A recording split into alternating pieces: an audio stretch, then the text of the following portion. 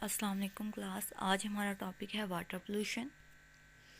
जब हम वाटर की बात करते हैं तो ये बहुत एसेंशियल पार्ट है हमारी लाइफ का। इसके बगैर लाइफ पॉसिबल ही नहीं है। तो जब अगर हम अपनी बॉडी की बात करें तो हमारी बॉडी का मेजर पार्ट जो है वो वाटर से मिलकर बना हुआ है। अबाउट 70% जो है वो वाटर से मिलकर बना हुआ है। इसके अलावा जो एक्वेटिक लाइफ है, यानी कि जहाँ पे समुंदर हो गए, उसके अलावा समुद्रों में भी प्लांट्स होते हैं, फिशेस होती हैं और अदर एनिमल्स जो मेरीन लाइफ है वो भी वाटर के बगैर एग्जिस्ट नहीं कर सकती। दो तरह का वाटर होता है, या तो ग्राउंड वाटर होता है या सरफेस वाटर। ग्राउंड वाटर जो ज़मीन के नीचे पाया जाता है, जिसको हम कुएं वगैरह खोद के निकालते हैं, वो होता है ग्राउंड वाटर। और अगर हम सरफेस वाटर की बात करें, सरफेस वाटर जो सतह ज़मीन के ऊपर पाया जाता है, जैसे रिवर्स हो गए, लेक्स हो गई, इसी तरह का ये सरफेस वाटर है। जो ह्यूमन एक्टिविटीज़ हैं, वेरियस ह्यूमन एक्टिविटीज़ जो हैं, दोनों तरह के जो वाटर हैं, जो ग्राउंड वाटर और सरफेस वाटर, दोनों को पोल्यूट कर रही हैं। कौन कौन सी ह्यूमन एक्टिविटीज़ हैं वो आज हम डिस्कस करेंगे। सबसे पहले हम लाइव स्टॉक वेस्ट की बात करते हैं। लाइव स्टॉक के होते हैं मवेशी।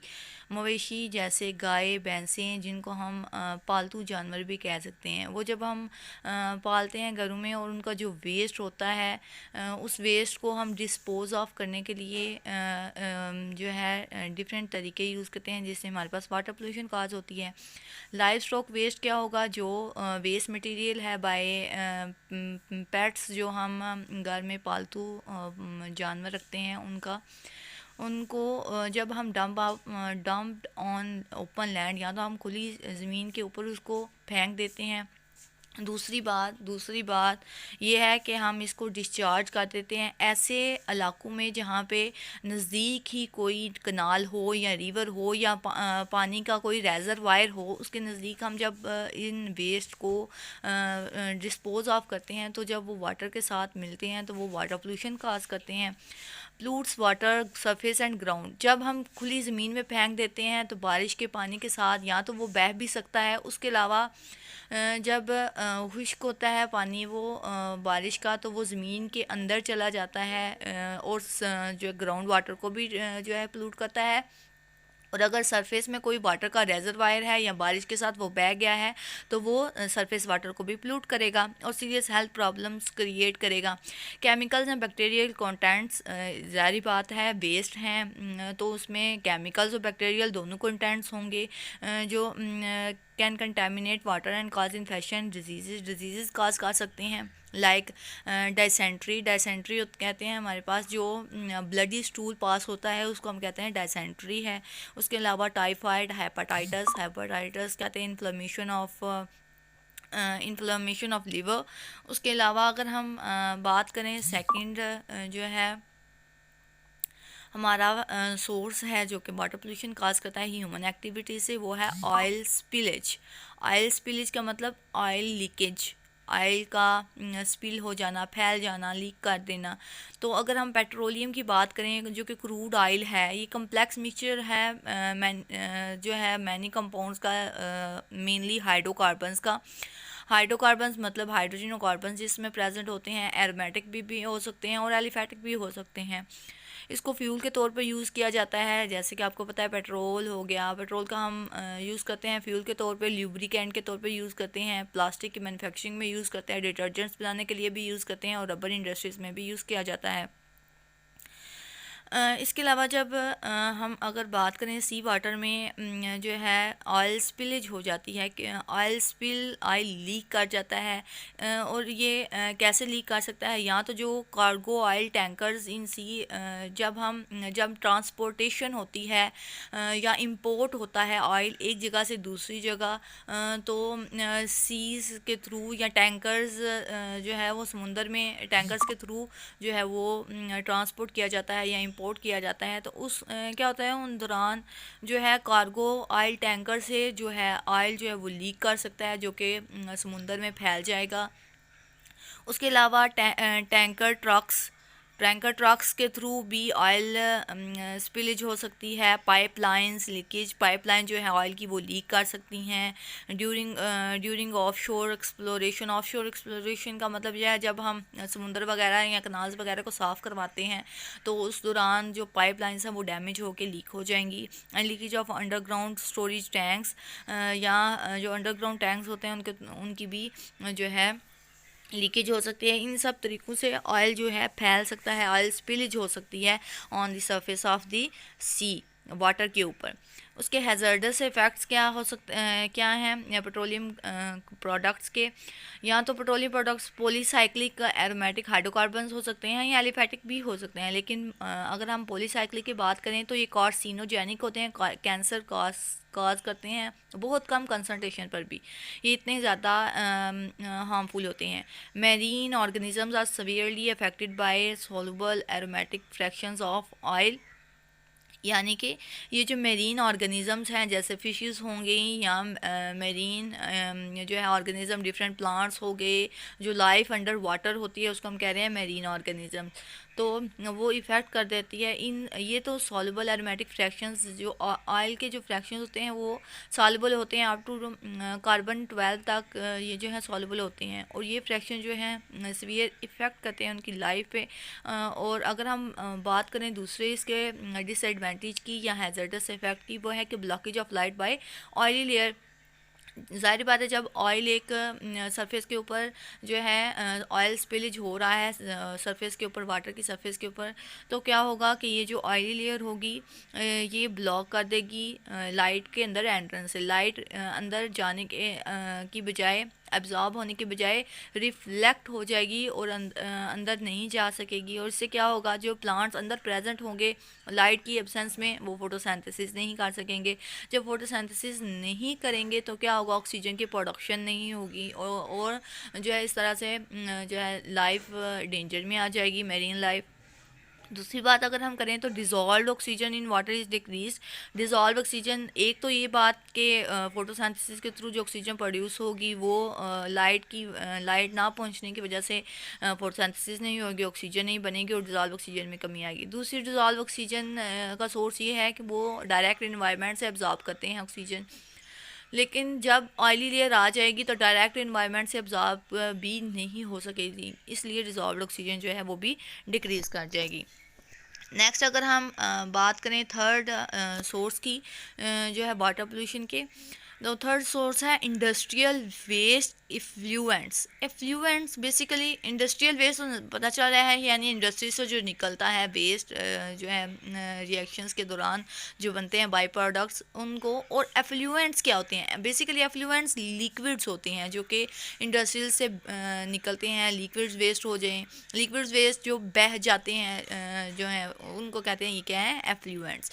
एफ्लुएंट्स आर लिक्विड वेस्ट और सीवेज डिस्चार्ज इनटू रिवर और सी, यानी कि यहाँ ये लिक्विड वेस्ट होते हैं जो कि नज़दीक वाटर के नज़दीक ज़्यादातर होता है कि फैक्ट्रीज़ जो हैं वो वाटर के नज़दीक उसको डिस्चार्ज करती हैं ताकि वो पानी के साथ बह जाए और इधर गंद ना मचे, लेकिन वो हाईली इफ़ेक्टिव होते हैं मेरीन लाइफ के भी और वाटर पोल्यूशन काज करते हैं।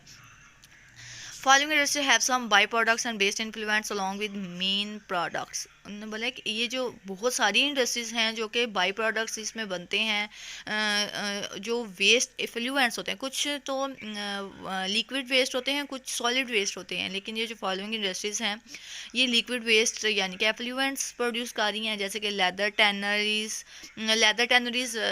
जो है चमड़ा रंगने वाली फैक्ट्रीज जो होती हैं, उसके अलावा fertilizers, oil refining. Oil refining का मतलब ऑयल साफ़ करने वाली यानी क्रूड ऑयल को जो है पेट्रोलियम में डिफरेंट जो है फ्रैक्शंस में कन्वर्ट करने वाली जो है फैक्ट्रीज़ या इंडस्ट्रीज़। पेट्रोकेमिकल्स, उसके अलावा textiles, paper pulp and paper board, rubber industries, agrochemicals etcetera वगैरह। ये जो सारी इंडस्ट्रीज़ हैं ये सारी वेस्ट वाटर जो हैं वो वेस्ट वाटर प्रोड्यूस करती हैं या वेस्ट इफ्लुएंट्स प्रोड्यूस करती हैं जो कि मोस्टली सीज़ और रिवर्स के नज़दीक डिस्पोज ऑफ कर दिया जाता है ताकि बह जाए, लेकिन वो वाटर पोल्यूशन का सबसे बड़ा काज है। वेस्ट प्रोडक्ट्स में भी in form of waste heat, smoke, solid, waste water effluents, ये सारी वेस्ट प्रोडक्ट्स की फॉर्म हो सकती हैं। यानी कि मैंने पहले बात की, कुछ इंडस्ट्री जो हैं वो सॉलिड फॉर्म में वेस्ट प्रोड्यूस करती हैं, कुछ लिक्विड की फॉर्म में करती हैं, कुछ स्मोक की फॉर्म में, कुछ जो है हीट की फॉर्म में करेंगी। तो जो वेस्ट वाटर इफ्लुएंट्स प्रोड्यूस होंगे वो वाटर पोल्यूशन का काज करेंगे। Chemicals in industrial waste, basically कौन कौन से केमिकल्स होते हैं जो कि प्रोड्यूस होते हैं, जो कि हाईली टॉक्सिक होते हैं, सिंथेटिक ऑर्गेनिक कंपाउंड्स होते हैं। हैवी मेटल, बहुत ज़्यादा हाईली टॉक्सिक जो होते हैं हैवी मेटल्स होती हैं, जैसे कि लेड होगी, कैडमियम, क्रोमियम, मर्करी, आर्सेनिक और एंटीमनी। ये सारी बहुत इंपॉर्टेंट जो हैं और इसके अलावा टॉक्सिक हैं। इतने टॉक्सिक हैं कि ये जो है वाटर पोल्यूशन की मेन काज है। ऑयल्स एंड ग्रीसेस जो हैं, ऑयल्स और कुछ जो है इंडस्ट्रीज ऑयल्स और ग्रीसेस भी उनमें इंक्लूड होती हैं वेस्ट वाटर्स में। इसके अलावा मिनरल एसिड्स हैं, contaminate surface and ground water and causes irreversible degradation of environment. Irreversible degradation का मतलब है ऐसी तब्दीली माहौल में जो कि वापस ना आ सके। यानी कि एक हद तक फ्लेक्सिबिलिटी होती है कि इन्वायरमेंट में कि अगर थोड़ी सी तब्दीली हुई है तो कुछ देर बाद वो ठीक हो जाए, लेकिन इरिवर्सिबल का मतलब, डिग्रेडेशन का मतलब है इतना ज़्यादा तब्दील हो जाना कि वापसी की गुंजाइश ना हो। तो ये ज़्यादा ये केमिकल सारे जो हैं ये इरिवर्सिबल डिग्रेडेशन का काज बनते हैं। अगर हम बात करें इफ़ेक्ट्स ऑफ हैवी मेटल्स की, जो कि हैवी मेटल्स की हमने अभी बात की है, ये हाईली टॉक्सिक मेटल्स हैं। ये हैवी मेटल्स का कोई सेफ़ लिमिट नहीं है, ये कोई इनका जो है सेफ़ इफ़ेक्ट नहीं है। ये सारे हार्मफुल हैं और टॉक्सिक इफ़ेक्ट्स रखते हैं। Causes various health problems like anaemia, खून की कमी, kidney disease, nervous disorder, high blood pressure, ये सारी डिजीज़ जो हैं हैवी मेटल्स की वजह से होती हैं। आगे हम फोर्थ सोर्स की अगर हम बात करें जो कि ह्यूमन एक्टिविटीज़ से प्रोड्यूस हो रही है वाटर पोल्यूशन, वो क्या है? Detergents. Detergents basically different industries में भी यूज़ किया जाता है और घरों में भी हम यूज़ करते हैं जो है क्लीनिंग पर्पजेज़ के लिए, इसको क्लीनिंग एजेंट भी कहते हैं। उसके अलावा ये जो डिटर्जेंट्स हैं, disposed detergents when discharge in river and sea greatly affects the aquatic life. ज़ाहिर बात है ये जो हम डिटर्जेंट्स घरों में यूज़ करते हैं ये वाटर के साथ बहता हुआ सीज़ रिवर्स वगैरह में जाके मिलता है, जो कि एक्वेटिक लाइफ के लिए बहुत हार्मफुल है। Detergent contents of waste water mobilize the bound toxic kinds of heavy metals such as lead, cadmium and mercury from sediment into the water। वो कह रहे हैं कि ये जो डिटर्जेंट्स हैं इसमें भी हैवी मेटल्स प्रेजेंट होती हैं, इस वजह से ये एक्वेटिक लाइफ के लिए हार्मफुल है। फिफ्थ अगर हम बात करें तो वह है पेस्टिसाइड्स। पेस्ट मतलब हार्म, जो कि क्रॉप्स को यानी फसलों को जो नुकसान पहुंचाने वाले कीड़े मकोड़े होते हैं उनको हम कहते हैं, वो क्या है? हमारे पेस्ट्स हैं। तो पेस्ट साइड्स का मतलब होता है किल करने वाले। पेस्टिसाइड्स पेस्ट पेट्स को किल करने के लिए जो हम मेडिसन या स्प्रेज वगैरह यूज़ करते हैं उनको कहते हैं पेस्टिसाइड्स। पेस्ट बेसिकली क्या करते हैं? हार्म करते हैं हमारी क्रॉप्स को and transmit diseases both to human beings and animals. तो ये सारे काम पेट्स करते हैं और पेट्स को रोकने वाली जो है मेडिसिन को हम कहते हैं पेस्टिसाइड्स। अगर हम इसकी डेफिनेशन की बात करें, the substances that directly kill an unwanted organism और otherwise control by interfering with its reproduction process are called pesticides. तो हम पेस्टिसाइड्स कहते हैं इनको, अगर हम इसकी डेफिनेशन की बात करें। Principal types of pesticides. Pesticides के टाइप्स कौन कौन से हैं? Insecticides, herbicides, fungicides. इंसेक्टिसाइड्स जो इंसेक्ट्स को किल करने के लिए यूज़ की जाती हैं। हर्बिसाइड्स जो हर्ब्स, जो हार्मफुल हर्ब्स होती हैं उनको किल करने के लिए यूज़ की जाती हैं। फंजीसाइड्स जो फंजाई की ग्रोथ को रोकने के लिए यूज़ की जाती हैं, इनको किल करने के लिए यूज़ की जाती हैं। अगर हम इसके यूज़फुलनेस ऑफ पेस्टिसाइड्स, पेस्ट को किल करता है पेस्टिसाइड और इसकी क्या इसकी यूज़फुलनेस है वो हम देखते हैं। ये इराडिकेशन ऑफ डिजीज़, यानी कि जो डिजीज़ काज करते हैं, ये जो पेस्ट की वजह से डिजीज़ काज करते हैं उनको रोकती है।